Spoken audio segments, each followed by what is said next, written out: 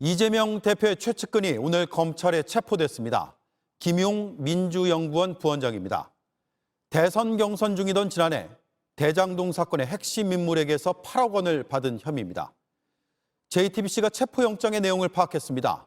조직 관리를 맡았던 김 부원장이 대선 경선에 활용할 목적으로 정치 자금을 요구했다고 검찰은 적었습니다. 이재명 캠프의 대선 자금 의혹에 대한 수사라는 점을 공식화한 겁니다. 첫 소식 박병영 기자입니다.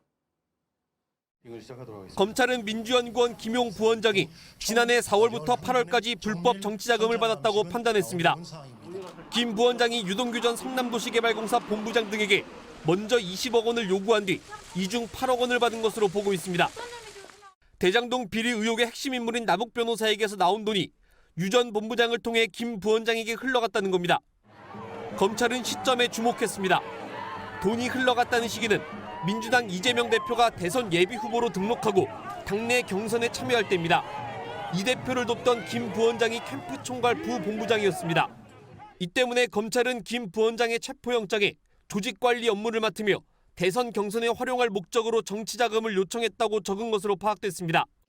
사실상 당시 이재명 대표 캠프의 대선 자금 의혹 수사를 공식화한 겁니다. 특히 지난해 9월 대장동 의혹 수사가 시작되지 않았다면 나머지 돈도 모두 받았을 것으로 의심하고 있습니다. 검찰은 최근 유 전 본부장으로부터 관련 진술을 확보했고 오늘 김 부원장을 체포하고 집도 압수수색했습니다. 이에 대해 김 부원장 측은 불법 자금을 수수했다는 의혹은 전혀 사실이 아니라며 검찰이 없는 죄를 만들어내고 있다고 주장했습니다. 대장동 비리로 구속돼 재판에 넘겨진 유 전 본부장은 구속기한 1년이 끝나면서 오늘 자정 구치소에서 풀려납니다. JTBC 박병현입니다. 김용 부원장은 이재명 대표가 분신 같은 사람이라고 말했을 정도로 가까운 사이입니다. 이런 최측근이 체포된 건 여러 의미가 있어 보입니다. 대장동 의혹에서 시작된 수사가 대선 자금, 나아가 이재명 대표로 향할 수도 있다는 분석이 나오고 있습니다. 계속해서 한민용 기자입니다. 민주연구원 김용 부원장은 이재명 대표가 공직을 맡기 전부터 정치 인생을 함께한 최측근으로 꼽힙니다. 그래서 권유를 해가지고 졸지의 인생 항로를 바꿔서 이제 정치계로 들어와서 성남시의원을 하게 됐습니다. 제 본심과 같은 사람이어서 2010년 이 대표가 성남시장이 됐을 땐 성남시 의원을, 2018년 경기지사에 당선됐을 땐 초대 대변인을 맡았습니다. 지난 대선 땐 캠프 총괄부 본부장을, 이 대표가 당대표가 되자 싱크탱크인 민주연구원 부원장으로 임명됐습니다. 이 대표는 측근이라면 김용 정도는 돼야 하지 않겠느냐고 공개적으로 말하기도 했습니다.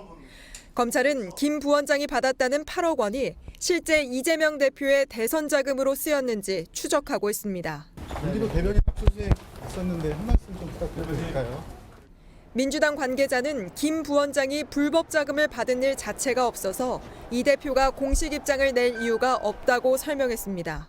JTBC 한민용입니다. 네, 지금 이 시각 검찰은 민주당 당사에서 진입을 시도하고 있습니다. 김용 부원장이 소속된 민주연구원을 압수수색하기 위해서입니다. 민주당 의원들은 야당 탄압 정치쇼라고 반발했습니다. 국정감사까지 중단하고 당사 앞에서 항의 집회를 벌이고 있습니다. 현장을 연결하겠습니다. 자, 배양진 기자, 압수수색이 시작이 됐습니까? 계속해서 대치 상황입니다. 민주당 국회의원들이 피켓을 들고 당사 앞에 서서 검찰 측을 막아서고 있습니다.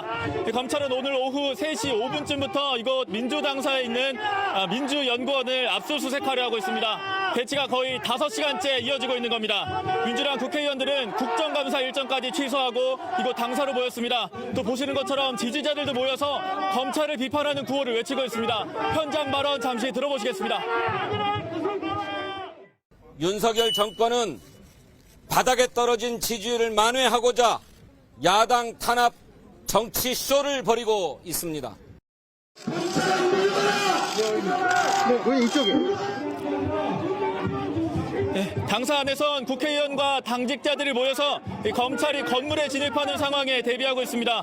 검찰의 야간 집행에 대응하기 위해 국회 상임위별로 조를 짜서 당사 문 앞을 지킬 예정인 걸로 전해집니다. 네, 제1야당 당사에 대한 압수수색 상당히 이례적인 거 아닙니까?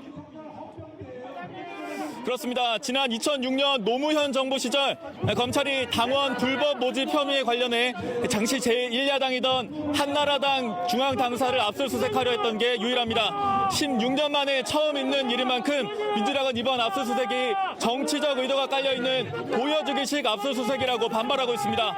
특히 압수수색 대상인 김용 민주연구원 부원장이 지난주에 임명장을 받았다는 점을 강조하고 있습니다. 그동안 이곳에 출근한 게 단 3차례고 머무른 시간도 1시간씩 총 3시간 뿐이라는 겁니다. 이런 상황에서 검찰이 무리하게 압수수색을 벌이고 있다고 주장하고 있습니다. 네, 배양진 기자 잘 들었습니다. 네, 뒤늦은 사과입니다. 카카오가 닷새 만에 대국민 사과를 했습니다.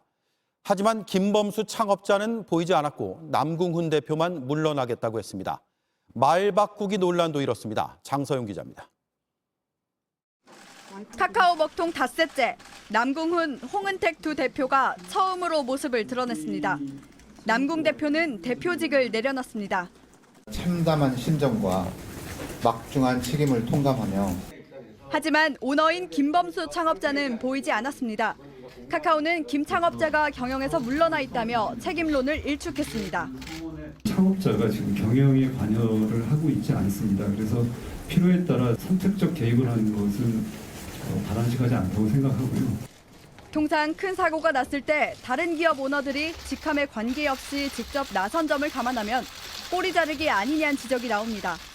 데이터 서버가 멈췄을 때 예비 서버가 돌아가는 이중화 조치를 놓고 말을 바꿨다는 비판도 받고 있습니다. 불이 났을 당시엔 이중화 조치가 돼 있다고 했지만 오늘은 제대로 안 돼 있었다고 인정한 겁니다. 데이터 센터 한 곳이 셧다운되는 경우를 상정하지 않고 저희는 이중화를 했던 거고요. 개발자들의 주요 작업 및 운영 도구가 이중화되지 못한 카카오는 내년 새 데이터 센터가 만들어지면 서버 이중화가 잘 될 거라고 말합니다. 하지만 그전까진 대책이 없는 거 아니냐는 비판이 큽니다. 오늘 사과가 진정성 있으려면은 당장 내일이라도 데이터 센터 이중화 이거를 갖다 하면 되잖아요. 임대해가지고. 재발을 근본적으로 막으려면 글로벌 기업을 벤치마킹해야 한다는 조언도 나옵니다. 마이크로소프트는 먹통을 막기 위해 서울과 부산에 똑같은 기능을 하는 2개의 쌍둥이 데이터 센터를 뒀습니다. 구글은 2년 전 겨울 스노우데이로 불리는 먹통 사태를 일으킨 뒤 사고 보고서를 분단위로 오류를 기록해 모두가 볼 수 있게 공유하고 있습니다. 카카오도 이 정도 수준의 사고 백서를 만들어야 한다는 지적입니다. JTBC 장서윤입니다. 네, 카카오가 내놓은 보상책은 구체성도 떨어집니다. 무료 이용자에 대해선 보상을 할지 검토하겠다고 했습니다. 소상공인과 택시기사들은 사실상 안 해주겠다는 것이라며 분노했습니다. 김동훈 기자입니다. 카카오는 오늘부터 서비스 장애 피해 신고 접수를 시작했습니다. 서비스 먹통 닷새 만입니다. 먼저 피해를 입은 소상공인과 택시기사들에 대한 사과로 시작했습니다. 소통에 불편을 겪으실 이용자분들, 택시 호출을 받지 못한 기사님, 광고 채널을 이용하지 못하신 사장님 등 무료 서비스 이용자들에 대해선 간접 보상을 하겠다고 했는데 구체적으로 어떻게 보상하겠다는 건진 밝히지 않았습니다. 무료 서비스 이용자에 대한 보상이 지금까지 이제 선례도 별로 없고 기준도 별로 없어서 어떤 사례가 있는지 다양한 사례를 보고 판단해야 될 것 같습니다. 이러자 카카오 무료 서비스를 이용하다 장사를 망친 소상공인과 택시기사는 강하게 반발하고 있습니다. 지금까지 접수된 소상공인 피해는 이틀 만에 820여 건을 넘어섰습니다. 사실상 보상 안 하겠다는 것, 이모티콘으로 보상하겠다는 것이냐는 반응이 나옵니다. 법인 택시 기사들은 다 손해를 봤죠. 카카오 측에서 과연 그렇게 할 수 있을까? 어떤 식으로 해줄지 사실적으로 의문이 듭니다. 피해는 당장 저희가 받았는데 환불은 저희가 해줘야 되는 입장이고, 근데 그걸 건수를 하나하나 어떻게 보고를 해서 받을 수 있는 상황은 아니니까 그냥 답답하죠. 집단 소송을 준비 중인 인터넷 카페에선 먹통으로 받지 못한 택시 호출 건수나 제품 주문량을 평소와 비교해 보상해줘야 한다는 목소리가 나옵니다. JTBC 김도훈입니다. 이번 사태 직후 카카오의 부사장은 화재를 예상할 수 없었다고 했습니다. 하지만 그 건물은 이미 3년 전 화재 점검 결과에서 취약하다는 지적까지 받았던 것으로 JTBC 취재 결과 파악됐습니다. 또 최초 신고자에 따르면 화재가 난 배터리실 옆엔 경유 3만 리터가 있었습니다. 불이 옮겨 붙었다면 더 큰 화재로 번질 뻔했습니다. 구혜진 기자입니다. 카카오 측은 사고 직후 화재를 예상할 수 없었다는 입장을 낸 바 있습니다. 화재라는 것은 워낙 예상할 수 없는 그런 사고였기 때문에. 그런데 카카오가 입주해 있던 SK-CNC 데이터 센터 건물은 이미 3년 전 화재에 취약하다는 진단을 받은 것으로 나타났습니다. 2019년 화재안전조사보고서에 따르면 전기 배전실에 누전 차단기가 설치되지 않은 곳이 발견돼 시정 조치됐습니다. 또 지하 2층 배전함에서는 VCTF 전선이 사용됐다고 지적됐습니다.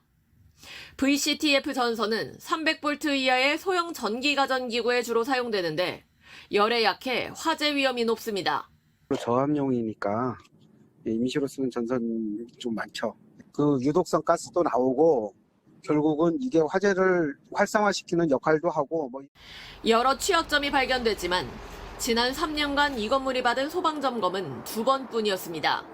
소방 특별 점검을 통해서 에너지 저장 장치의 화재 발생 위험을 미리 발견하고 대비했더라면 그런 아쉬움이 있습니다. 또 이번에 화재가 난 배터리실 인근은 당초 알려진 것보다 2배인 3만 리터의 경유가 있었던 것으로 알려졌습니다. JTBC가 입수한 녹취록에 따르면 최초 신고자는 화재가 발생한 지하 3층에 경유가 15,000리터씩 2통 있다고 알렸습니다. 기름에 불이 옮겨 붙었다면 자칫 대형 화재로 번질 수 있었습니다. JTBC 구혜진입니다. 북한이 어젯밤에 이어 오늘 낮에도 또다시 서해와 동해상으로 포사격을 했습니다. 이번에도 포탄은 남북이 서로 사격하지 않기로 한 곳에 떨어졌습니다. 도발의 책임을 우리 측에 돌리는 행태 역시 되풀이됐습니다. 이근평 기자입니다. 북한은 오늘 낮 12시 30분 서해상으로 100여 발의 포를 쐈습니다. 포탄이 떨어진 지점은 남북이 사격을 금지하기로 약속한 곳입니다. 이번에도 9.19 군사합의를 위반한 겁니다. 어젯밤에도 동해와 서해 비슷한 구역으로 방사포 250여 발을 발사했습니다. 북한이 9.19 합의를 위반한 건 지난 14일부터 8차례나 됩니다. 도발을 우리 탓으로 돌리는 행태도 반복되고 있습니다. 북한군 총참모부는 오늘 오전 적들이 또다시 10여 발의 방사포탄을 발사하는 군사적 도발을 감행했다며 위협 경고 사격을 진행하라는 지시를 내렸다고 밝혔습니다. 우리 측이 먼저 9.19 합의를 파기하도록 만들어 핵실험 같은 고강도 도발을 하려는 의도로 보입니다. 굳이 이제 이런 방식으로 단계적으로 이렇게 흔들면서 깨는 수준을 가는 거는 실리전적으로 어떤 면에서는 한국에 혼란을 좀 주는 부분도 상당 부분 염두에 뒀다고 봐야겠죠. 특히 중국이 당대회를 치르고 있어 탄도미사일 발사 대신 대남용 맞춤 도발에 집중한다는 분석도 나옵니다. JTBC 이근평입니다. 네, 이렇게 북한의 도발이 이어지면서 핵무기를 실은 전략 무기들이 한반도에 더 자주 배치돼야 한다는 목소리가 나오고 있습니다. 윤석열 대통령도 꼼꼼히 따져보고 있다면서 가능성을 열어놨는데요. 그런데 미국에선 이미 주한미군이 2만 명 넘게 있다는 주장이 나왔습니다. 굳이 전략 무기를 상시 배치할 필요가 있냐는 겁니다. 워싱턴에서 김필규 특파원이 전해왔습니다. 한국을 지키기 위해 미국의 전략 자산이 상시 배치돼야 하냐는 질문에 미 국방부는 주한미군 이야기로 답했습니다. Well, we have more than 28,000 U.S. forces already stationed on the peninsula. I think that is a signal of our commitment to our defense relationship and our security cooperation with the people of the Republic of Korea. 주한미군이 있는데 굳이 전략 자산을 한반도에 계속 둘 필요가 없다는 이야기입니다. 앞서 미국 측은 전술핵을 재배치하자는 한국 여권 일각의 주장과도 선을 그었습니다. I believe that we should be focused on not on increasing the threat from nuclear weapons, whether they be tactical or otherwise.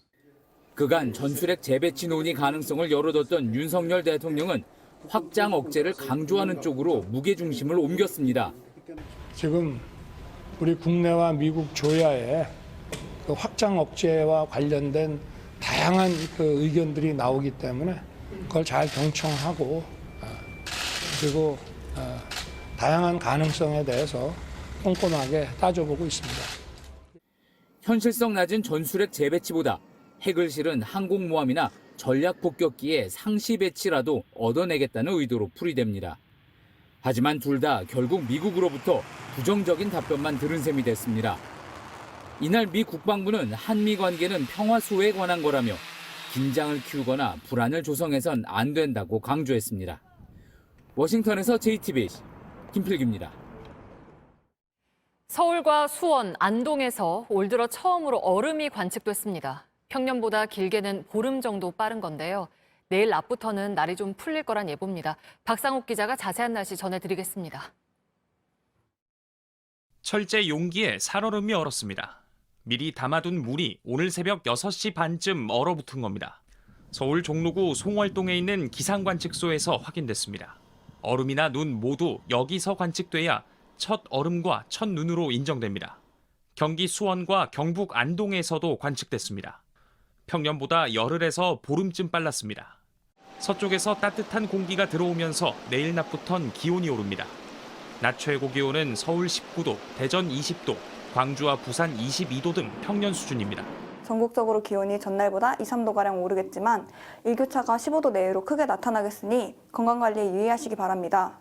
내일 오전까지 내륙 지방을 중심으로 가시거리 200m 미만의 짙은 안개가 낍니다. JTBC 박상우입니다.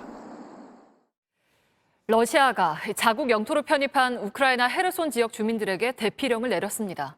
전쟁을 총지휘하고 있는 러시아 사령관도 상황이 어렵다고 인정했습니다. 전략적 후퇴 가능성이 나오는 가운데 전세를 반전시킬 공격 카드를 만지는 거 아니냐 하는 분석도 나옵니다. 백민경 기자입니다.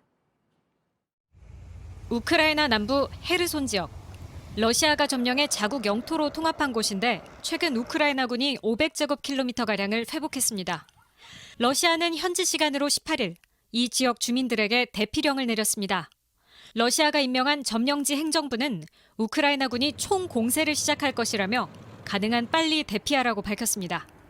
전쟁을 총지휘하고 있는 푸틴의 최측근 인사도 상황이 어렵다고 밝혔습니다. На данном направлении сложилась непростая ситуация. Будем действовать осознанно, своевременно, не исключая принятия самых непростых решений. 수로비키는 병사와 민간인 피해를 최소화하겠다고 했습니다. 총사령관으로 임명된 수로비키는 종말의 장군, 도살자라고 불릴 정도로 무자비한 강경파로 알려져 수세를 인정한 것 자체가 이례적입니다. 이 때문에 러시아가 헤르손에서 전략적으로 후퇴할 가능성도 점쳐집니다. 하지만 가디언 등 일부 언론은 헤르손 지역에서 새로운 공습을 말하는 것일 수도 있다는 분석도 내놨습니다. 실제 수세에 몰린 러시아가 핵카드를 꺼낼 수 있다는 우려는 계속되고 있습니다. 한편 러시아는 핵 폭격기인 투폴레프 95MS 2대를 미국 알래스카와 가까운 베링해 부근으로 출격시켰습니다. 이 과정에서 미국의 방공식별구역에 진입해 미국 전투기가 출동하기도 했습니다. JTBC 백민경입니다. 이란의 한 여성 선수가 서울에서 열린 클라이밍 대회에 히잡을 안 쓰고 출전한 이후 연락이 끊겼다고 알려졌었는데요. 사흘 만에 이란 테헤란 공항에서 모습이 포착됐습니다. 히잡 쓰는 걸 깜빡 잊었다고 말했는데 그대로 믿어야 할지 논란은 이어지고 있습니다. 오광춘 기자입니다. 이란 스포츠 클라이밍 국가대표 엘라즈 레카비는 공항에서 가족부터 만날 수 있었습니다. 이란 방송과 인터뷰도 했습니다.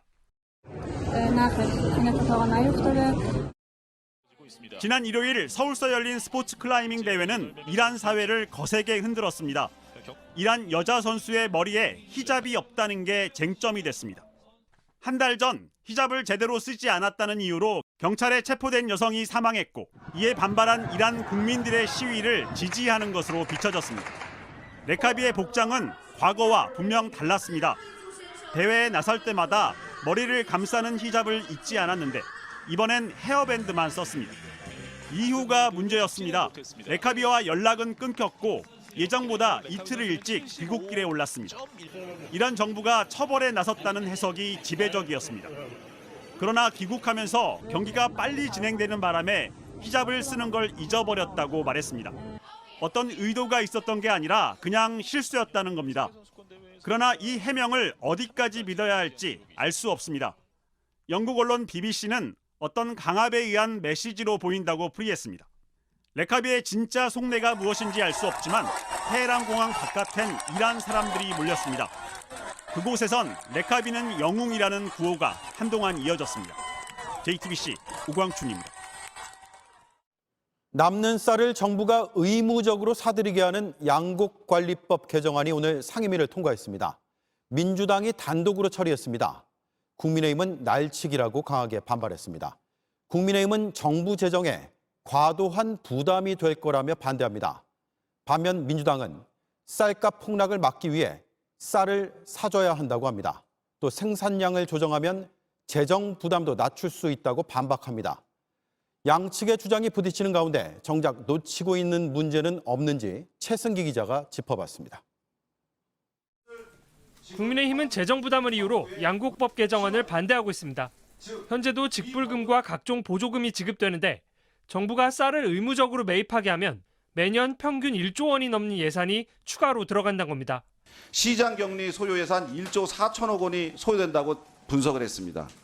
이거는 국제 모델에 수치만 넣어서 나온 거기 때문에 무슨 정치적인 의도가 없는 겁니다. 하지만 민주당은 1조 원은 부풀려진 수치라고 주장합니다. 쌀 대신 다른 작물로 유도하는 타작물 전환 정책으로 벼 재배 면적이 감소할 수 있고 장기적으로 쌀 매입 비용 역시 줄어들 수 있다는 점을 간과했다는 겁니다. 대신 민주당은 타작물 재배 지원과 전략작물 직불제 등을 통해 쌀 생산량을 조정하겠다는 입장입니다. 그러면서 생산량 조정엔 연간 1,500억 원이면 충분하다 주장했습니다. 매년 1,500억 정도이면 이 재배 면적 관리를 통해서 타작물 지원을 통한 그래서 이 생산량 조절을 할 수 있는데 하지만 전문가들은 이 역시 현실성이 떨어지는 수치라고 지적합니다. 실제 정부는 2018년부터 5만 헥타르 벼 재배 면적을 축소하는 걸 목표로 타작물 지원 사업을 벌였습니다. 3년간 예산 3,423억 원을 투입했지만 결과는 2만 6천 헥타르 감소, 달성률은 53%에 그쳤습니다. 생산 기반을 좀 정비해야 되는 것들이 분명히 있거든요. 그래서 사실은 넘어가는 게 쉽지만은 않고 또 의무격리에 따라 쌀 보관량이 더 늘어나면 보관 비용 등으로만 많게는 수천억 원이 추가로 들어갈 수 있다는 지적도 있습니다. 쌀을 시장 격리했으면 창고에 넣어야 될 거 아니에요. 그 창고가 10만 톤당 2천억 들어요. 90만 톤 저장하면 2조예요.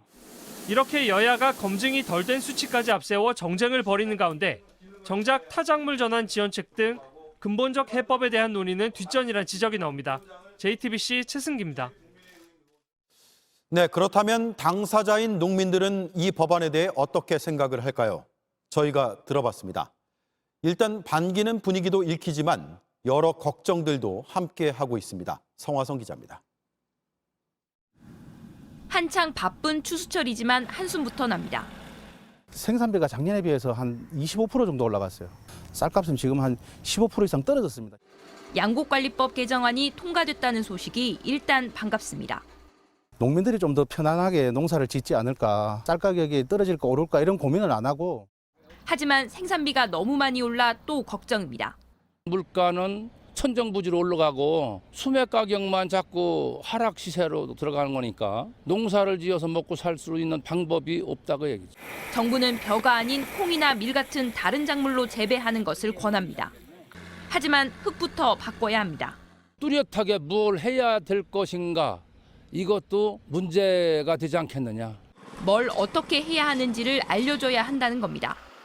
기계를 많이 쓰는 벼농사에 비해 일손이 더 필요한 것도 해결돼야 합니다. 거의 외국인에 의존하는 수준입니다.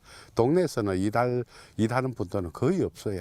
그나마도 임금이 하루 10만 원이던 게 지금은 20만 원까지 올라갔습니다. 다른 작물로 바꾸기가 쉽지 않은 이유들입니다. 대책을 세워서 해줘야지 되는 거지 개개인적으로 대체 농사를 지어서 작물 얻다가 소비할 수 있는 방법도 없는 거고. 지원을 시작하면 멈추지 않는 것도 중요합니다. 3년 정도를 시행을 했었거든요. 지금 사업을 다 없애는 상황입니다. 그래서 이거를 좀 지속적으로 정부에서 좀 책임지고 관리하에. 다만 어떤 대체 작물이든 수매제도나 직불금 등 지원책이 먼저라고 강조합니다. JTBC 성화선입니다.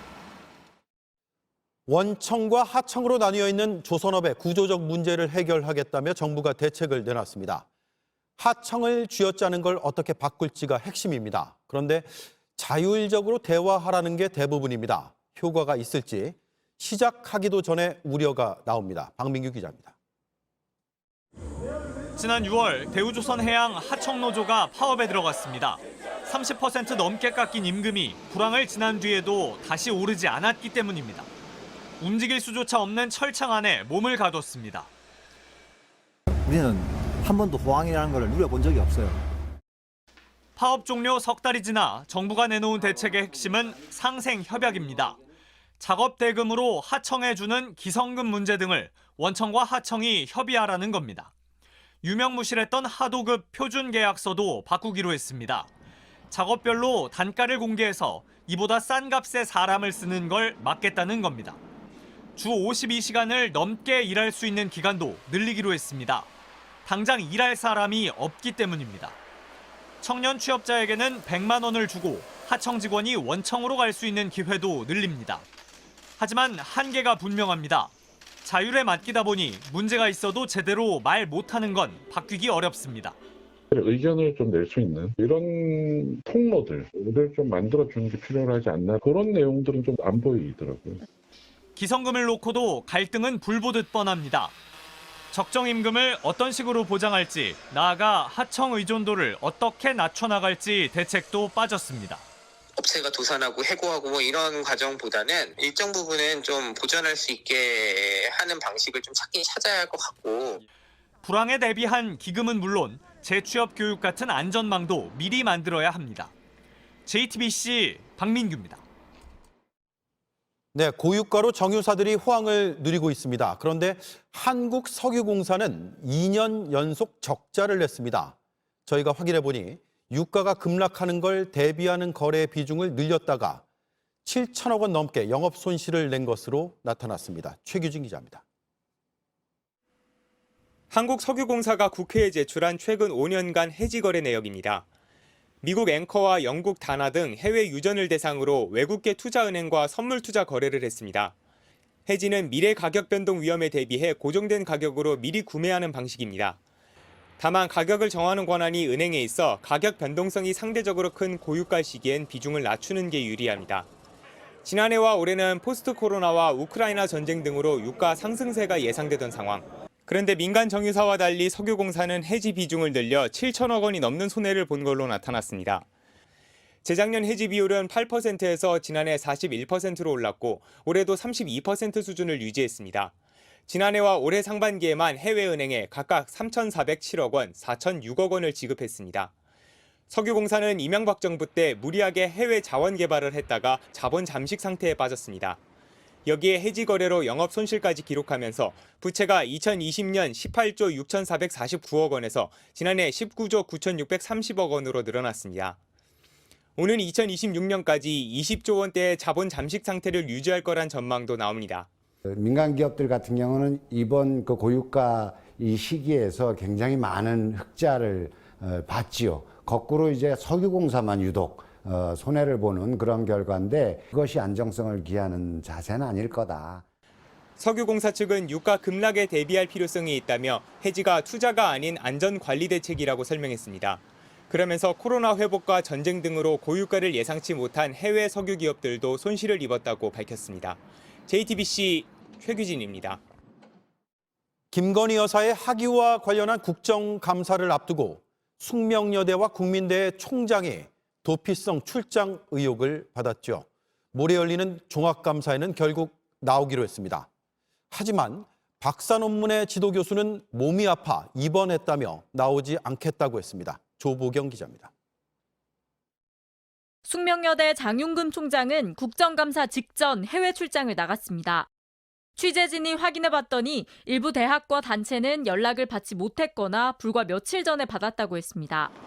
결국 숙명여대는 장 총장이 21일에 있을 종합감사에는 나갈 거라고 했습니다. 국감 직전 몽골로 나간 국민대 임홍재 총장도 마찬가지입니다. 그런데 김건희 여사의 박사 논문을 지도했던 국민대학교 전승규 교수는 이번에도 나가지 않겠다고 했습니다. 지난 4일 교육부 국감 때는 강의 때문이라고 설명했습니다. 이번에는 몸이 아파 입원했다고 했습니다. 오늘 열린 국감에서도 논란이 됐습니다. 야당은 휠체어를 타고라도 나와야 한다고 주장했습니다.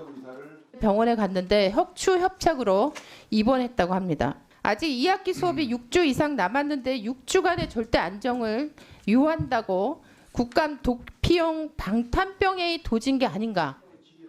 여당은 조국 전 법무부 장관 문제로 맞불을 놨습니다. 지난 문재인 정부에서 공정과 상식에 어긋나는 조국 교수 일가의 행동으로 얼마나 많은 국민들이 상대적 박탈감과 배신감을 느꼈는지. 전 교수는 입장문을 내고 뇌 관련 질환을 진단받아 절대 안정이 필요한 상태라고 했습니다. 중증 질환으로 최소 6주간의 치료가 필요하다는 진단을 받았다고 했습니다. JTBC 조보경입니다. 지하철에서 다친 지체장애인이 장애인 차별을 없애달란 소송에 나섰다가 1,000만 원을 물어주게 됐습니다. 우리 법에 따르면 민사소송에서 진 사람이 이긴 사람의 소송 비용까지 물어줘야 하기 때문입니다.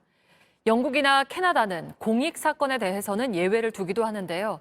우리 헌법재판소도 이 문제를 깊게 들여다볼 예정입니다. 권민재 기자입니다. 지체장애인 전윤선 씨는 2017년 지하철 열차와 승강장 사이의 틈에 휠체어 바퀴가 끼면서 앞으로 넘어졌습니다.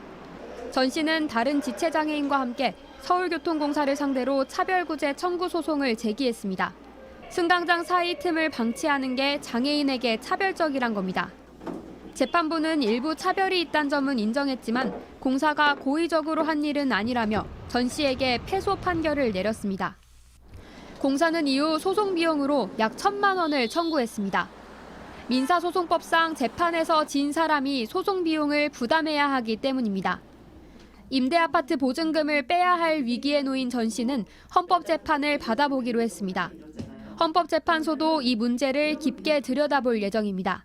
공공의 이익을 위해서 하는 소송을 졌다고 해갖고 또 개인한테 다 물린다는 거는 이거는 소송을 하지 말라는 거예요. 공익소송에 한해선 예외를 두는 개정안이 국회에 발의됐지만 2년째 진전이 없는 상황입니다. 공익소송이 남발될 수 있다는 반대 의견도 적지 않기 때문입니다. 영국과 캐나다도 우리나라처럼 민사소송에서 진 사람이 소송 비용을 물게 돼 있지만 공익소송인 경우엔 지더라도 비용을 면제받을 수 있는 제도가 있습니다. 불합리하다고 생각하는 부분에 대해서는 충분히 소송을 통해서 그래서 확인을 받는 것이 그게 오히려 더 사회 갈등을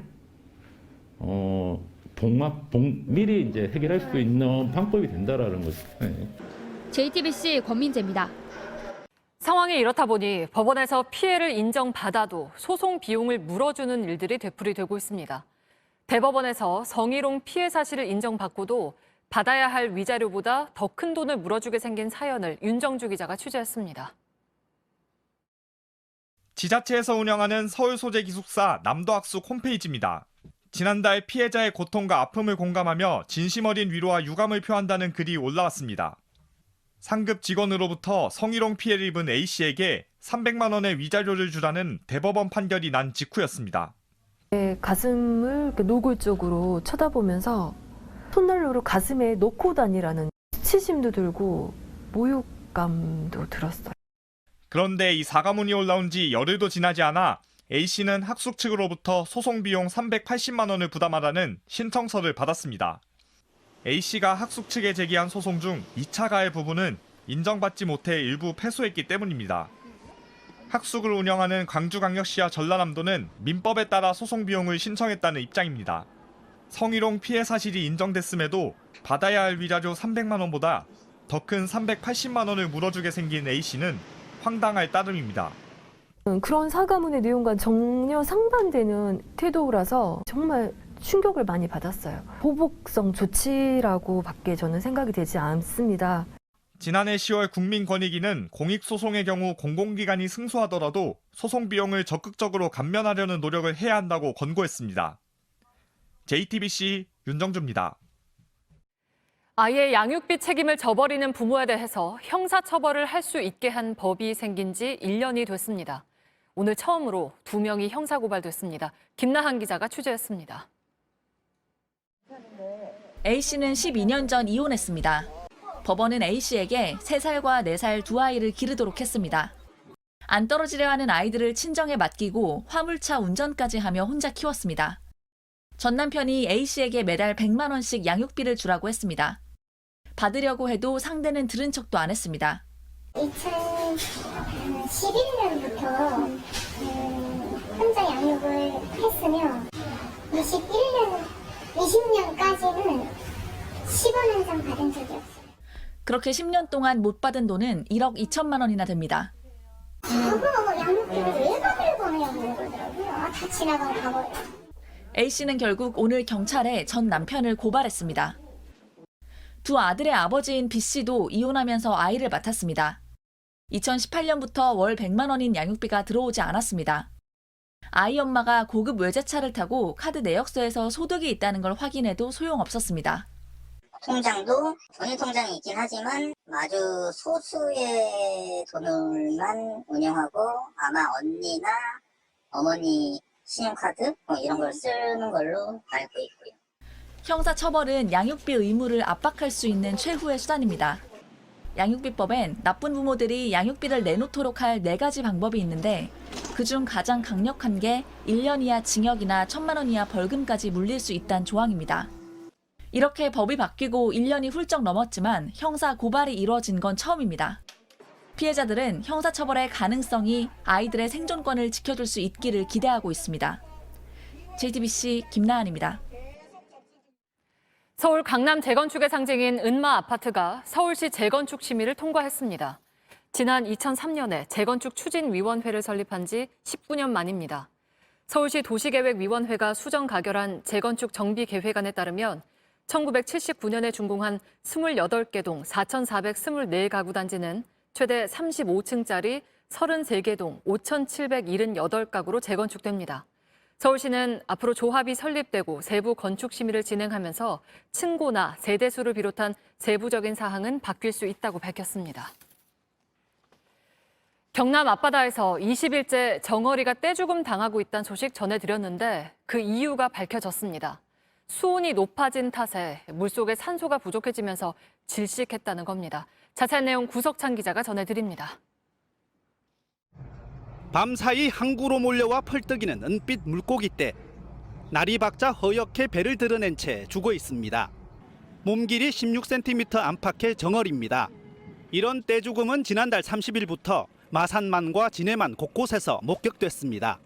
지금까지 치운 양만 200톤이 넘었는데 수거 작업이 언제 완전히 끝날지 기약이 없습니다. 살살 끓여줘야 되겠다. 원인을 두고 수온 변화, 적조, 해양 오염, 고위 방류 등 추측이 나돌았습니다. 현장 조사를 벌인 국립수산과학원이 이제야 결론을 내렸습니다. 여름철 바닷물 온도가 올라가면서 산소가 부족해지는 현상이 나타나고 있다는 겁니다. 어패류가 숨 쉴 수 있는 물속 산소 농도는 리터당 최소 3mg입니다. 그런데 마산만과 진해만 사이 해역에선 수심 4m부터 바닥까지 이 수치보다 낮은 산소 농도가 관측됐습니다. 멸치와 돔 회사체도 발견됐지만 유독 산소 요구량이 높은 정어리의 피해가 컸던 이유입니다. 수산과학원은 최근 미국과 인도네시아, 칠레에서도 용존 산소 부족으로 대량 폐사한 사례가 있다고 설명했습니다. 통영 앞바다로도 정어리떼가 몰려들면서 앞으로 집단 폐사 사례가 더 나올 수 있다는 예측도 나옵니다. JTBC 구석찬입니다.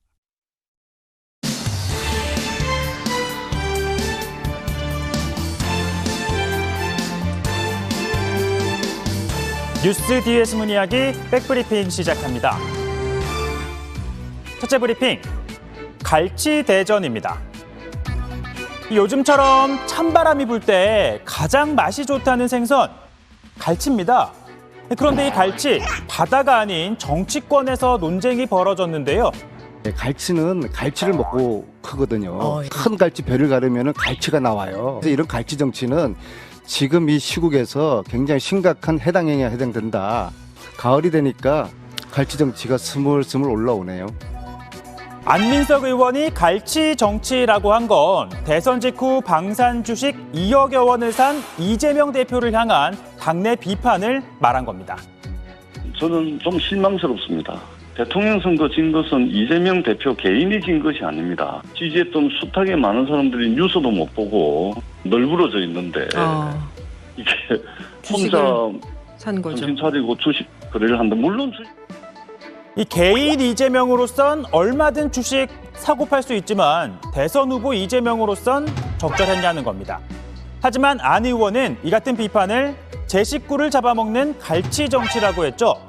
그러자 안 의원이야말로 갈치 정치한다는 비판이 나왔습니다. 전재수 의원은 할 말 한 거다. 아니, 민주정당에서 이런 얘기 못하면 그게 무슨 민주정당입니까? 뭐 그렇게 따지면 전재수 의원이 갈치라면 안민석 의원은 뭐 완전 대왕갈치 아니냐 싶습니다.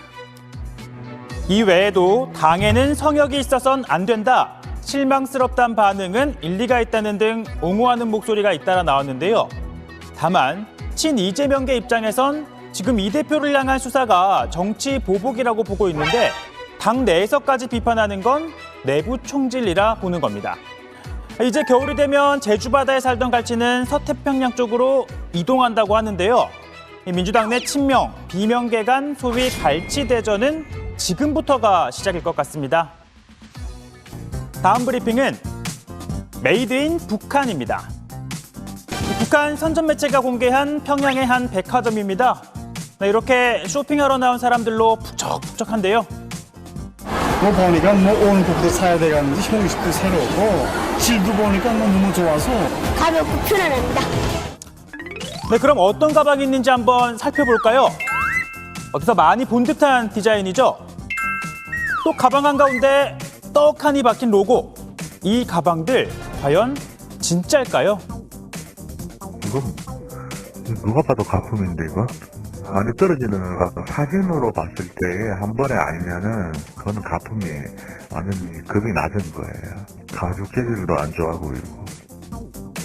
네, 쉽게 말해 짝퉁이란 겁니다. 이 외에도 향수와 신발 등도 해외 유명 브랜드와 비슷해 보이는데요. 북한은 이걸 자체 기술로 만든 거라며 품질도 좋다고 말합니다. 예, 내가 지금 이거 신었습니다. 나도 신고 좀 시리즈도 좀 써보려고 좀 떡 샀습니다. 터키 걸로 목도리를 만들었다는데 정말 놀랍습니다. 그런 가운데 이처럼 명품 디자인 베낀 제품들까지 만들어내는 건 이 북한에서도 일부 구매력이 있는 주민들 사이에선 해외 명품에 대한 관심과 수요가 꽤나 큰가 봅니다. 오늘 백브리핑은 여기까지입니다.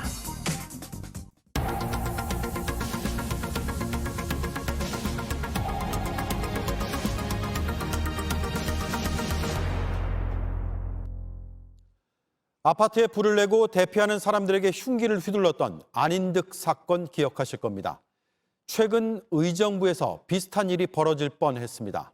다행히 스프링클러가 작동해 불이 번지지 않았습니다. 방화범은 흉기를 준비했고 부탄가스도 500개 넘게 발견됐습니다. 이가람 기자입니다. 흉기를 손에 든 한 남성이 오피스텔 복도를 돌아다닙니다. 누군가가 나오기를 기다리듯 문 앞을 계속 서성입니다. 겉옷에 흉기를 숨기는 모습도 고스란히 포착됐습니다. 지난 15일 오전 이 오피스텔에 살던 30대 남성이 자신의 방에 불을 낸 전후의 모습으로 추정됩니다. 방 내부를 확인해봤습니다. 타담한 부탄가스 560개가 쌓여 있습니다. 인화성 액체인 차량용 연료 첨가제 수십 병을 들이붓고 불을 붙였던 겁니다. 다행히 스프링클러가 곧바로 작동하면서 불이 크게 번지지는 않았습니다. 아니 왜 바닥에 물이 있고 좀 기름 냄새가 난다 해서 저 물이 묻으면 배가 터진 줄 알았어요. 15층 규모의 이 오피스텔에는 원룸 70여 개와 학원도 있었는데 인화성 물질이 폭발했다면 자칫 대형 참사로 번질 뻔했습니다. 바닥에 뿌려놨기 때문에 거기까지 인화가 되면은 이제 옆에 번져 있던 것도 동시다발적으로 폭죽같이 터지. 불을 지른 뒤 도망친 남성은 다음 날 부모의 자택 앞에서 긴급 체포됐습니다. 불을 지른 이유에 대해선 건물을 폭파하려 했다고 진술한 것으로 알려졌습니다. 일단 방화 혐의로 구속이 됐지만 경찰은 이 남성이 흉기를 숨기고 복도를 서성거렸다는 점에서 대피하는 사람들을 해칠 목적이 있었는지도 조사하고 있습니다. JTBC 이가람입니다. 김포에서 한 여성이 길을 건너다 지게차에 치여 숨졌습니다. 주민들은 예견된 사고라고 입을 모았습니다. 원래 위험한 곳이어서 여러 번 시청에 민원을 넣었지만 해결되지 않았다고 했습니다. 이혜성 기자입니다. 한 여성이 길을 건너다 놀란 듯 옆을 바라봅니다. 여성이 미쳐 움직이기도 전에 지게차에 부딪힙니다. 쓰러진 여성을 본 남성이 급하게 어디론가 전화를 걸고 구급대가 도착하지만 늦었습니다. 아침에 아버님 이렇게 저희 가게 앞에 사고가 나 있어서 참 안타까웠죠. 대형 지게차하고 구조대원들, 경찰, 구급대원들 좀 많이 있어요. 오늘 오전 9시 20분쯤 횡단보도 바로 옆을 건너던 60대 여성이 지나가던 지게차에 치여 숨졌습니다. 사고가 난 사거리입니다. 보시다시피 보행자 신호등이 있지만 꺼놓았습니다. 대신 운전자들이 볼 수 있게끔 황색 전멸 신호등이 운영되고 있습니다. 하지만 취재진이 지켜보니 보행자에게도 운전자에게도 위험한 상황이 반복됩니다. 많이 위험하죠. 한 달에 2-3번 이상은 꼭 나는 것 같아요.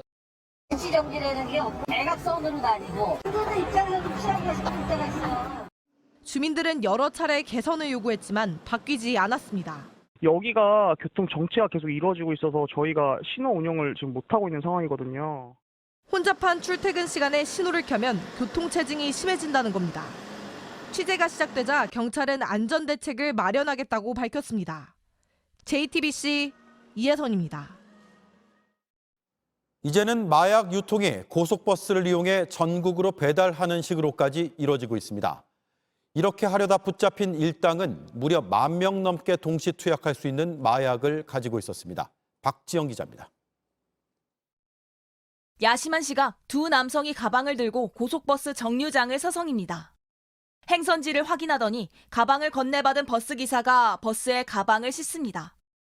4시간여 뒤 한 남성이 버스에서 가방을 찾아갑니다. 안에는 필로폰 100g이 들어있었습니다. 판매자가 특정 장소에 마약을 두고 가면 구매자가 이곳에 들러 마약을 가져가는 이른바 던지기 수법입니다.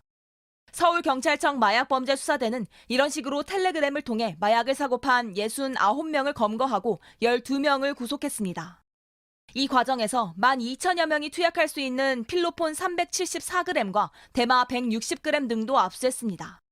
일당은 거래 대금을 주고받을 때 대포 통장을 사용해 수사망을 피했습니다. 경찰은 지난해 8월 한 모텔에서 필로폰을 투약한 2명을 붙잡아 1년여 넘게 수사를 계속해왔습니다. 아직 잡히지 않은 판매책 2명을 지명수배하고 해외로 도주한 일당은 인터폴에 적색수배를 요청했습니다. JTBC 박지영입니다. 한국인에게 쌀은 농작물 그 이상의 의미가 있습니다. 여야가 주장만 쏟아내느라 놓친 건 없는지 잘 돌아봤으면 합니다. 내일 뵙겠습니다. 고맙습니다.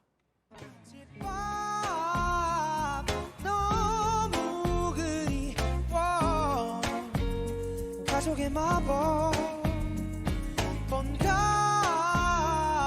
따뜻한 집으로 내가 쉴 수 있는 곳 내 모습을 보았네 귀찮아 하며 잘 지내야 못마땅 어머니 아버지께 할 일이 많다 왜 찾아가지도 못해 잠시만 멈춰 돌아보면 놓친 것